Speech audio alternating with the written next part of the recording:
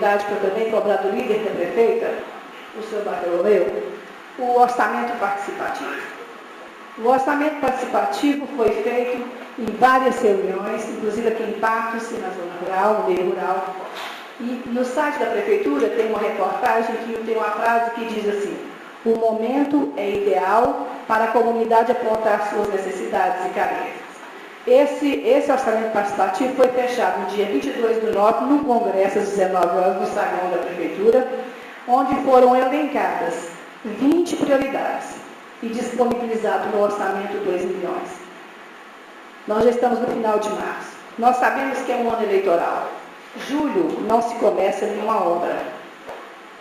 Então, nós temos que pensar nisso. Inclusive, tem no site da Prefeitura, tem fotos das pessoas votando, levantando, gente que se deslocou do meio rural, veio para cá votar, elencar suas prioridades.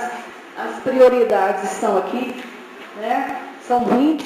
Então, nós não podemos fazer o povo ir para os lugares, participar, deslocar de suas casas para fazer as assembleias, depois sair das roças, inclusive vieram do meio rural para participar do Congresso, e depois nada acontecer.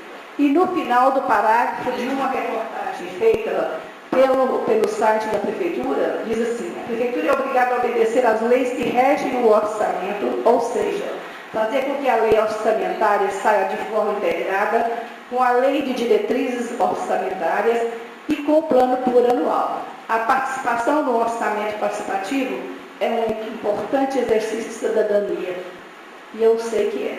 Mas não precisa ir lá só fazer reunião, fazer congresso e apontar e não fazer. Está na hora de começar a gastar os 2 milhões nas 20 demandas que foram votadas no Congresso. Viu, Bartolomeu? Pois falava.